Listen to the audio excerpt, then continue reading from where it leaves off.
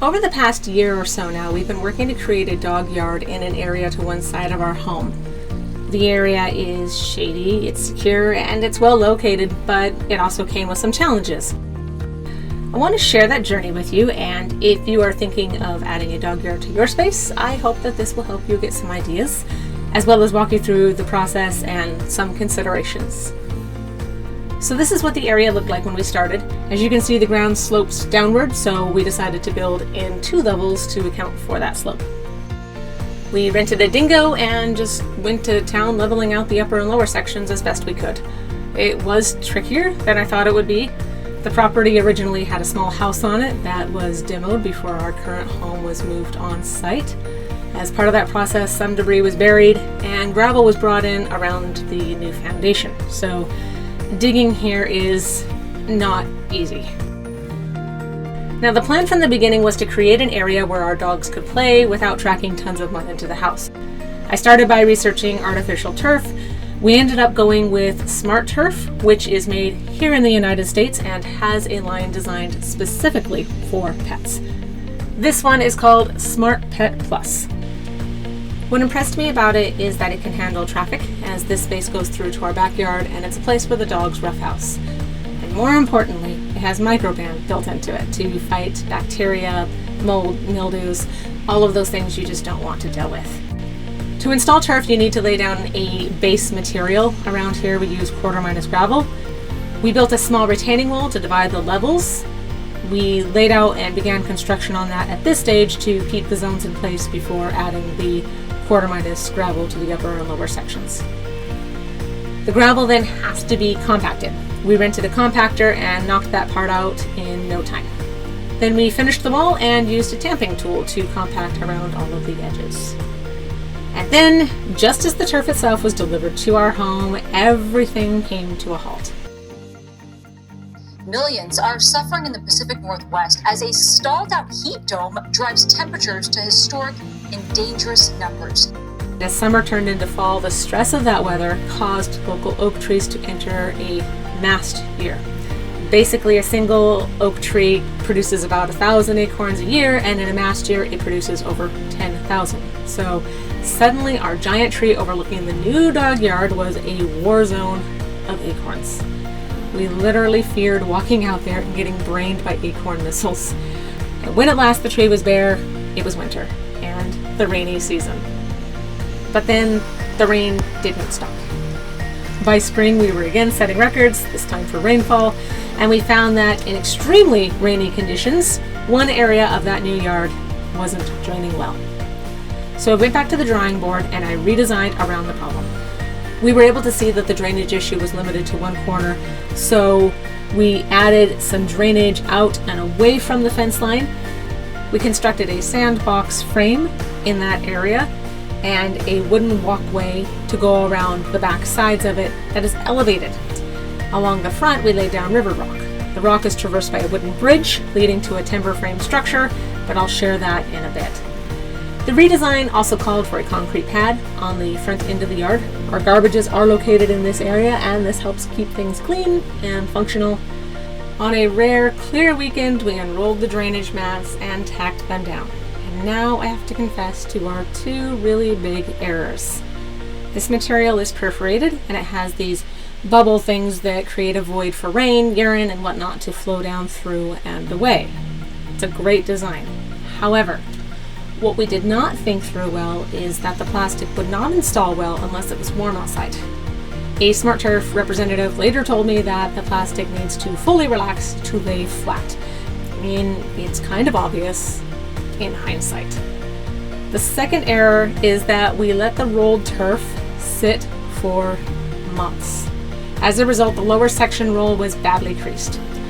Most ordinary creases will come out as the turf relaxes after unrolling and certainly by the stretching process. Then again, most ordinary installations don't get held up for months. The good news is that the crease is now mostly gone, but it was a lesson learned for sure. This turf comes in 15-foot widths, and it is important to be sure that it lays all in one direction. Now, in case you happen to notice that we did not put down a weed barrier over that gravel, it's because that area never really grew anything to begin with, so we judged it as okay, and so far that's worked out just fine. I cut the turf along the edges using a utility knife. We ended up tacking the turf in place and then letting some more time go past to hopefully relax the crease and wait for warmer weather in hopes that the drainage mat would be more pliable. If I did this again, I would just wait to lay down the mat until it was warm. This was without a doubt our single biggest error. We ended up fighting bubbles that would not have been an issue had the weather been warmer. For all that though, we're really thrilled with how it turned out. Any errors were obviously on our end. Unfortunately, I don't have a video of the tacking process. For that, we just used landscape spikes around the perimeter of the turf. The final step is infill. Infill is basically silica sand that you spread over the turf to help weight it down and get the grass strands to stand up. Here's what the turf looks like before adding infill. Notice how the blades are angled in one direction. And here it is after. We again went with a formula that would work well for pets. You can see that I used a shovel to get it around the edges first, and then I went back and I spread the rest using a really high quality technology. Namely, I drilled holes in a 5-gallon bucket, and it worked like a charm. The infill needs to be driven down into the turf, and for that I rented a power broom because it seemed like a smart idea and it sounded kind of cool. And that was it for the turf. As we wrapped up that process, I also finished up work on a timber frame structure to go over the sandbox. The umbrella keeps the sand dry and the area shaded and free of debris. Periodically, we bury toys out there for the dogs to find, and they love digging them up. On the lower level, I built a small arbor leading to a park-like area containing bark chips for the pups to do their business. Both of our dogs use that area exclusively, so no business of that nature is conducted on the turf, which means that the turf will last a long time with no unpleasant odors. As we wrapped up, I decided to throw together a small shed. It's more of a box, really. The structure joins to a fence with attached planter boxes that serve to screen the unattractive garbage bins we keep on the other side. A fountain helps screen road noise and makes the space truly feel like an oasis. I also built and added a bench using leftover cedar from all of those other builds in the yard. And of course, a dog yard would not be complete without a dog house. This one is part of a series I am currently working on to sell. It is based on a mid-century house design and features full insulation, doors that open and close saloon style, an aluminum tile roof that is nicer than the roof on our own house, and get this, it can be assembled and disassembled without any tools at all. Finally, no dog yard would be complete without, well, dogs. In the end, they need to love the space too. And I am happy to say that they do. Bottom line, would we do a project like this again? Yes, because it's just plain cost prohibitive to do it any other way. But I'll be real with you, it was a lot of work. And obviously a lot of crazy circumstances made the work much more difficult and lengthy than it otherwise would have been. But the payoff is absolutely 100% worth it. We love the space. We love the functionality, beauty, we love the turf. I love that the yard makes rainy seasons so much more manageable. I love not having muddy prints all over our house. Most of all, I love that the area is secure. It's engaging, it's peaceful, functional, it's low maintenance.